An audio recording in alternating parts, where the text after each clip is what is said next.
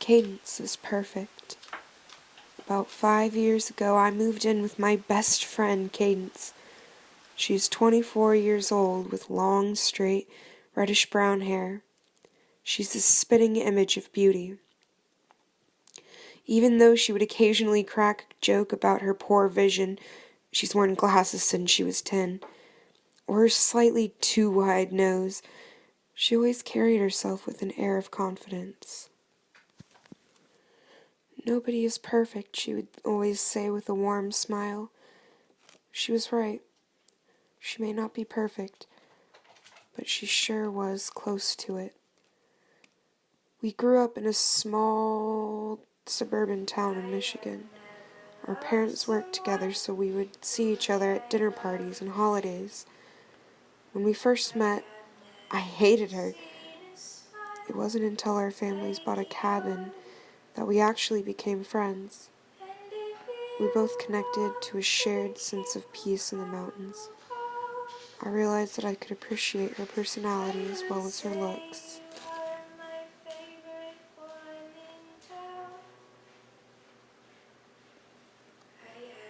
"You don't need makeup," she would tell me. "There's always going to be someone who thinks you're pretty just the way you are." She possessed a confident, genuine nature. Although I was inferior to her beauty and wit, she would always have something nice to say about me, and to everyone else for that matter.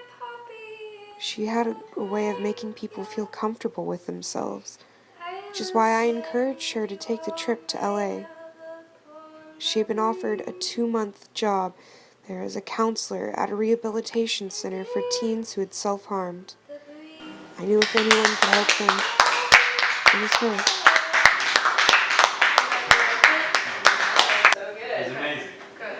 I would like to do another one. I don't know, but I don't want to sing it alone. I was hoping that maybe she would sing with me. Oh, yeah, think definitely. So? Come sing.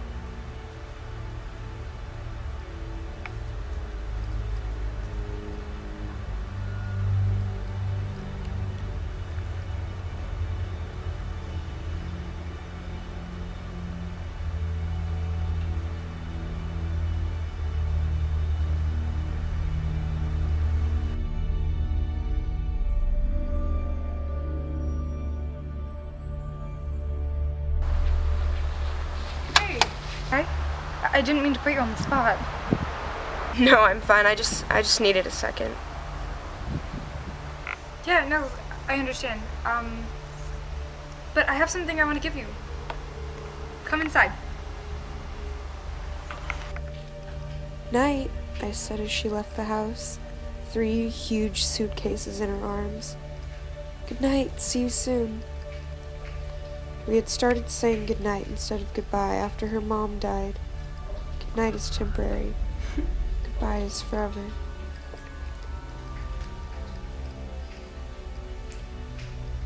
Three weeks went by with only her Facebook status updates.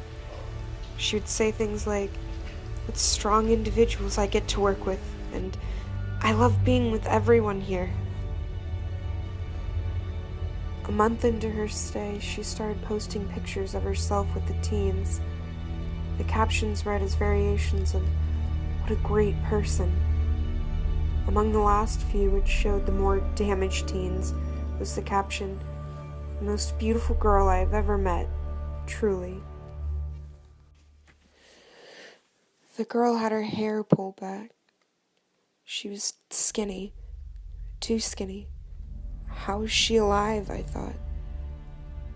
I could see all of her bones perfectly outlined by her dark orange fake tan. She was covered in scars, large scars. It was unlike anything I had ever seen. Cadence called me once towards the end of her stay. I love it here. These girls are so beautiful. It's just sad. Like really, really sad. I have more pictures. I'll show you when I get back. We visited a few days before her surgery to clean up the place. No one had been there for years, so it gathered a lot of dust. We spent hours dusting and mopping. Before we left, Cadence pinned the picture of the nose onto the wall. She said it was a motivational thing, that if she saw it, she would achieve it. I'm back. Happy birthday. I'm sorry it's been a while, but you can't be mad at me because I have cake, and you can't be mad at someone who has cake.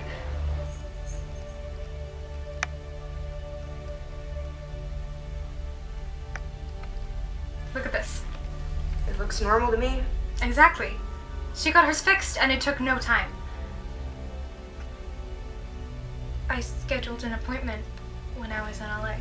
Oh, I never thought you'd be into the whole cosmetic surgery deal. Don't say it like that. Think of it as an improvement, an upgrade. I guess. So, after, I'll need somewhere to stay. Why don't you stay at the retreat? I'll drive you down after your surgery. A month went by. I was worried about her, but she kept texting me saying she needed more time. She was really enjoying herself. Who was I to intrude on her happiness? She still helped pay rent, so hell, she could stay anywhere she wanted for all I cared. One thing stood out to me. She kept posting pictures from her LA business trip. Was she really happy there? Or was it a facade? I couldn't stand looking at those sickly bodies anymore, so I hid her posts. I'm overthinking it, I thought. It's no big deal.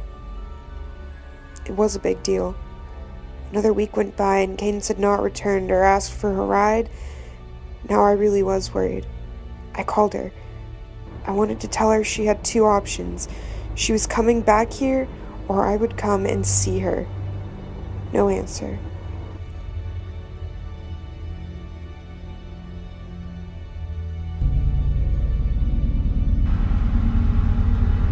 Hello? Hello?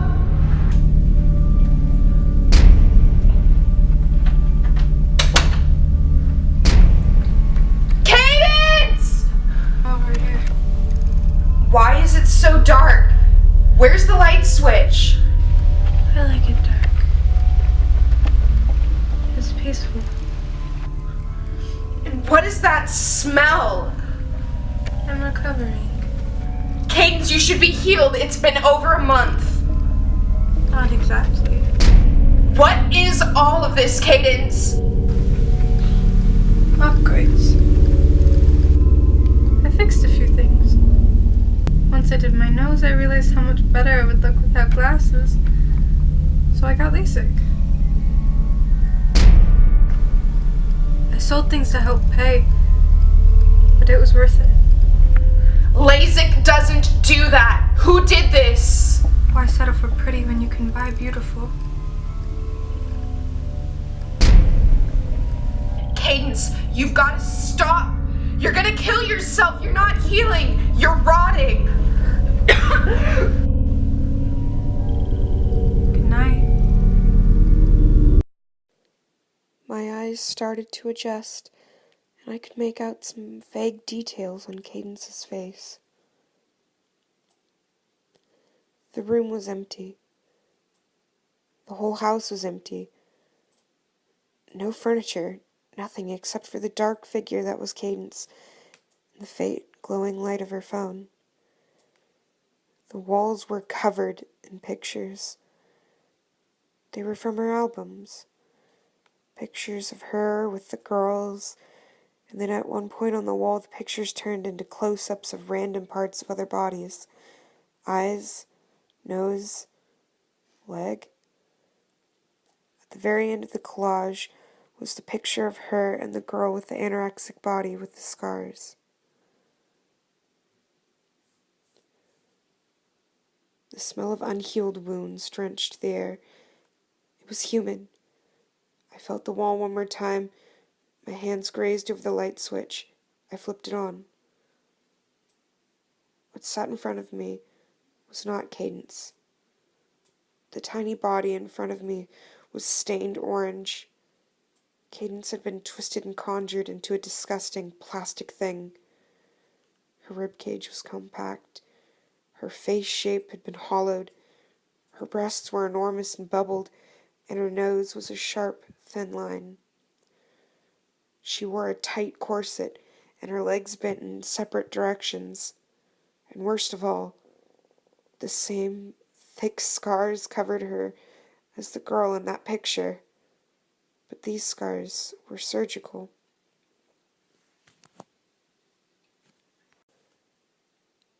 I felt sick. I had to get out of there. I took the photo of the anorexic girl and left.